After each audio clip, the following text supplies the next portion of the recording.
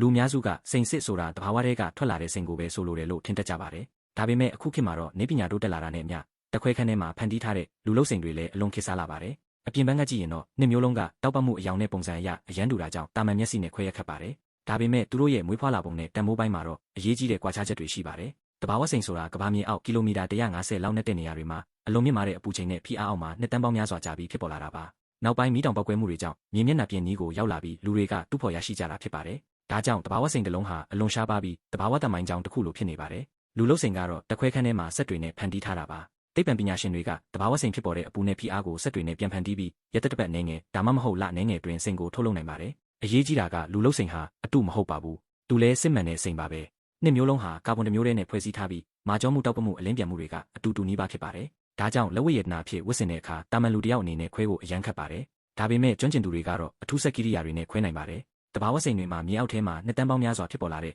တဘာဝအကြောင်းသေးသေးလေးတွေတတတုစအနက်လေးတွေပါဝင်တတ်ပါတယ်။လူလုံးစိန်တွေမှာတော့တခွဲခန်းထုတ်လုပ်မှုရဲ့အမှတ်အသားချို့ကျန်နေနိုင်ပါတယ်။ဈေးနှုန်းပိုင်းမှာတော့လူလုံးစိန်တွေကတဘာဝစိန်ထက်အများကြီးဈေးတက်တာပါတယ်။တချို့ရွယ်စားတွေမှာတဝက်လောက်ထိဈေးကွာနိုင်ပါတယ်။ဘာကြောင့်လဲဆိုတော့တဘာဝစိန်တွေကရှားပါပြီးတူးဖော်ဖို့အချိန်ကုန်ကျစရိတ်နဲ့လောက်အားအများကြီးလိုအပ်လို့ပါ။တချို့လူတွေကတော့တဘာဝစိန်ကိုပိုတန်ဖိုးထားကြပါတယ်။ဒီစိန်ဟာကဘာမြေအောက်မှာနှစ်တန်းပေါင်းများစွာနေခဲ့ရတဲ့အရာဆိုတဲ့တဘာဝတန်ဖိုးကြောင့်ပါ။ဒါပေမဲ့တချို့ကတော့လူလုံးစိန်ကိုရွေးကြပါတယ်။ဈေးပိုတက်တာပြီးတဘာဝပတ်ဝန်းကျင်ထိခိုက်မှုနည်းတယ်လို့ယူဆချလို့ပါ။တကယ်တော့စိန်နှစ်မျိုးလုံးဟာတောက်ပပါတယ်။ဒါပေမဲ့တစ်မျိုးကတဘာဝရဲ့အချိန်တန်းပေါင်းများစွာနဲ့ဖန်တီးထားတာဖြစ်ပြီးနောက်တစ်မျိုးကတော့လူသားနည်းပညာရဲ့အံ့ဩဖွယ်တိုးတက်မှုတစ်ခုဖြစ်ပါတယ်။ဒီလိုမျိုးနေ့စဉ်ဗဟုသုတတွေအတွက် Daily Bite ကို follow ပေးခဲ့ကြပါဦး